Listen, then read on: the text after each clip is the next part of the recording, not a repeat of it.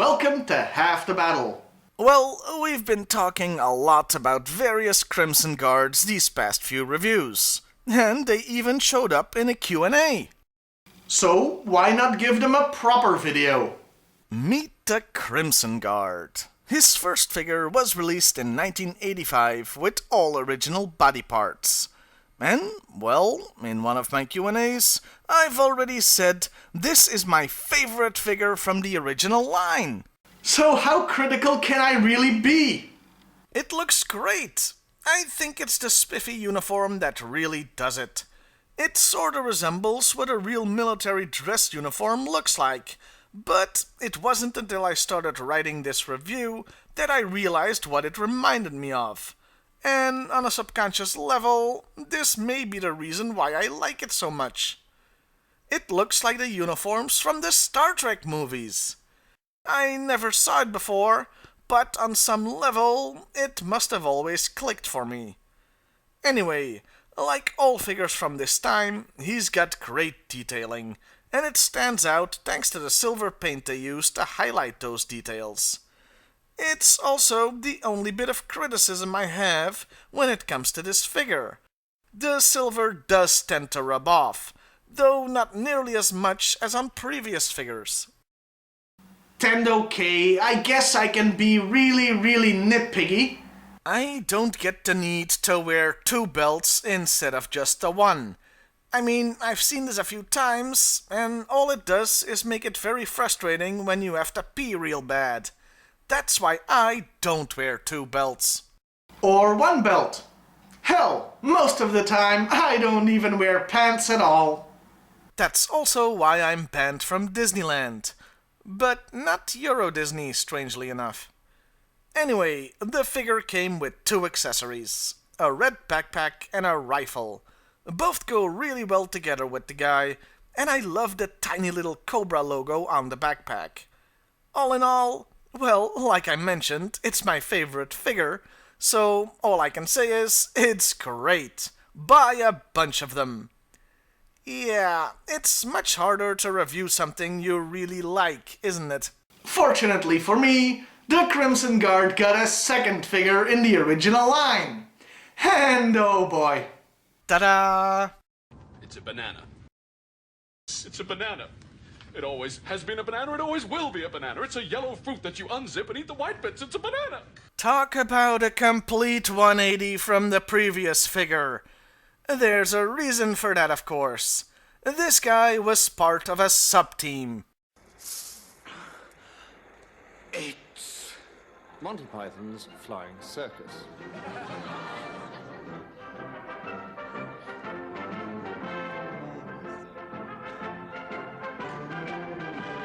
Yes, it's the Python Patrol. Briefly, this team is comprised of hand-picked Cobra troops who wear special camouflage to fool electronic detection. Yeah, camouflage. Hence the bright yellow. Oh, but it gets better. In the cartoon, they achieved this camouflage by injecting vehicles and clothes with reptile DNA. The birth of Python Patrol! And this works because, science! Anyway, the Python Crimson Guard. Yeah, he looks like a banana. While the first version looks like a proper dress uniform, this one looks like he's in a damn marching band. I also feel like they made a poor choice when it comes to the coloring of his head. The original has 3 colors, red, black and silver, while this one only has black and gray. Plus, the plastic itself is gray, so it makes it look like the figure is an unfinished prototype due to the lack of paint application. I mean, would it have killed them to at least color the visor red or something? There is, of course, still the biggest flaw when it comes to this color scheme. Here's the Belgium national football team, or soccer team if you prefer. They are called the Red Devils. They play in red. Here's the White House. A defining characteristic of it is that it's white. This is a Crimson Guard. So he should be freaking crimson! And no, the lip service they paid by having a few small details in red doesn't count. Crimson Guards should not be yellow. Anyway, that was Banana Man. And sadly, those were the only two toys the Crimson Guard got in the original line. There were a few more that are part of that corps, like the Immortal and the Commander, but those are technically separate characters, so I don't count them. In later years, there were a few more Crimson Guard figures, so we'll take a look at some of them. The first one I want to talk about is from 2004. It was part of the Crimson Strike set and is a great homage to the original. It uses most of the same body parts, though the arms do come from different figures. And for the first time, he's got a removable helmet. I'm actually of two minds on this. It is a good feature and looks kinda cool, but at the same time, compared to the original, it does look like a Halloween mask. The next figure is from 2005, and son of a...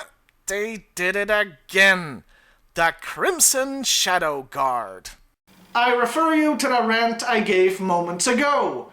Crimson Guards should not be black! That's so not what I meant, and you know it.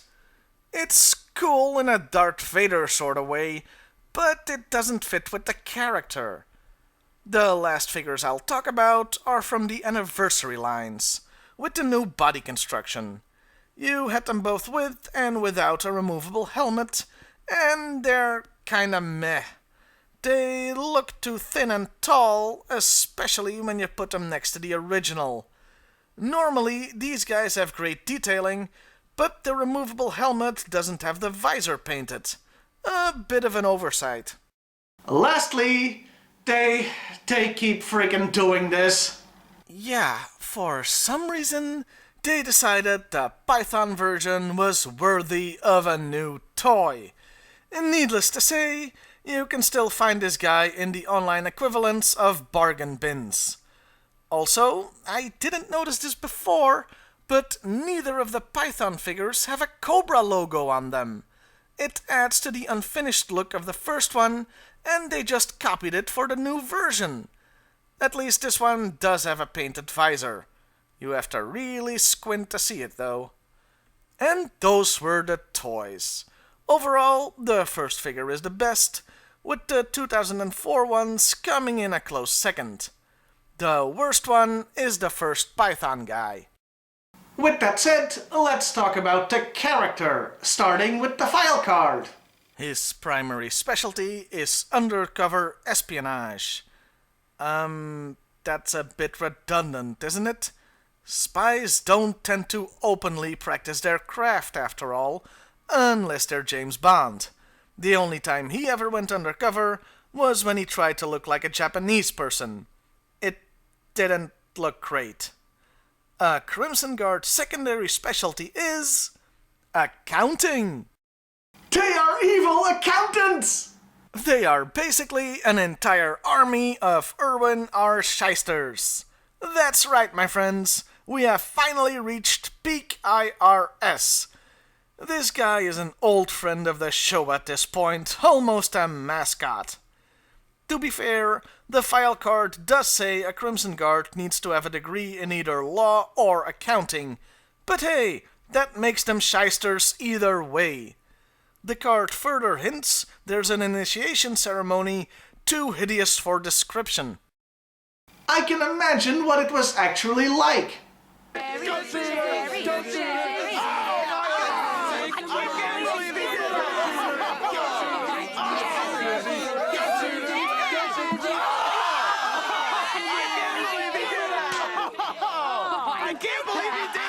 That's right, I used a cutaway gag like Family Guy, using a clip from Family Guy. Now that's deep. And lazy. Mostly lazy. Lastly, the card notes these guys are too precious to waste on the battlefield. Must be great for the other Cobra troops to hear, and are instead sent deep undercover. So watch out, that friendly neighbor of yours might just have a red uniform hanging in his closet. Or a yellow banana one. Other file cards add that Crimson Guards are even used to spy on Cobra's other troops to make sure they are loyal. Sorta like political officers back in the Soviet Union. They are fiercely loyal to Cobra Commander. The idea of the Crimson Guard is probably based on the Praetorian Guard of the ancient Roman Empire. They were elite troops that functioned as bodyguards of Roman generals and emperors. They were also supposed to be fiercely loyal, but their loyalty could be bought. And I can't deny that there could also be some influence from the SS, a unit of Nazi elite troops, some of who served as Hitler's bodyguards. Now we come to the comic and the cartoon, but there's a bit of a problem there. You see, there's basically two types of Crimson Guard. Those with names and characters of their own, and the faceless troopers we see more of. I've decided to just focus on the nameless troops, not the characters. We'll deal with those in the comic and cartoon reviews, since I don't want to spoil those stories here. Besides, I don't want this review to go on forever. Having said that though, in the comic, the first Crimson Guard we see is a named one, in issue 21. He is wearing a very early concept of the uniform. If you followed my comic reviews, you know what happened to that guy. He fails spectacularly at spying on the Joe team, and ends up killed while hunting Snake Eyes. He was called Fred. This did lead to one of the creepiest moments ever when it comes to the Guard. Fred is just replaced with an identical copy, becoming the new husband and father to the first one's family. It was quite effective at being disturbing. We'll look at the new Fred and others like Professor Apple in the comic reviews. And just wait till we get to Fred 7, because oh boy. The rank and file guys show up plenty of times, sometimes in uniform, sometimes undercover. Well, undercover anyway. Considering they all dress about as inconspicuous as a Klingon at a funeral. The most notable thing about them happened during the Cobra Civil War, where Serpentor tried to take over from Cobra Commander. The CGs, who were supposed to be fiercely loyal to the Commander, sided with Serpentor. There's a good reason for that, but I'm not gonna get into it here. In the cartoon, they were used both as undercover operatives and regular troops, and as bodyguards for Cobra Commander. You got the whole shebang, really. During the Sunbow run, their most notable feat had, again, to do with Serpentor. When Cobra's leadership got fed up with the Commander's failures, they decided to create a better leader. And surprisingly, the Crimson Guard were on board. You lie! My God is loyal! Would you really care to test the truth of that statement, Commander? There's no real explanation given, but it's actually not out of character if you go back to the Praetorian inspiration. These Roman elite troops did on occasion kill their own emperor if they found him disagreeable. Hell, at one point, they even auctioned off control of the Roman Empire to the highest bidder. The Praetorians were dicks, is what I'm saying. But hey, they would have fit right in with Cobra.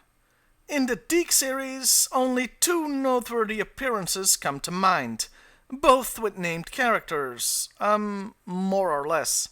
The first comes in Operation Dragonfire, the opening miniseries, where we find out Scoop is secretly a Crimson Guard sent to infiltrate the Joes.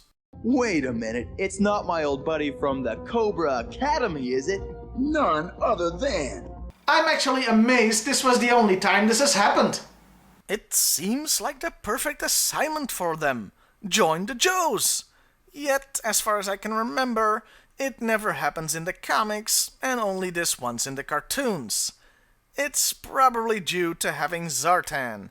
His whole shtick is disguising himself to infiltrate the Joes. Scoop's contact with Cobra is another Crimson Guard, but he quickly gets promoted to Alley Viper. Yeah, promoted. Even though the CGs are already supposed to be the most elite unit you can belong to. Makes no goddamn sense, but then again, this was Deke, so what did you expect? The only other time in Deke when a Crimson Guard is heavily featured is when it isn't actually a Crimson Guard. It's a Crimson Guard immortal, but in the episodes he is featured, they call him Crimson Guard number 1. Crazy Joes. Attention, Crimson Guard number 1. Crimson Guard number 1 here. Oh, and of course we don't see any others.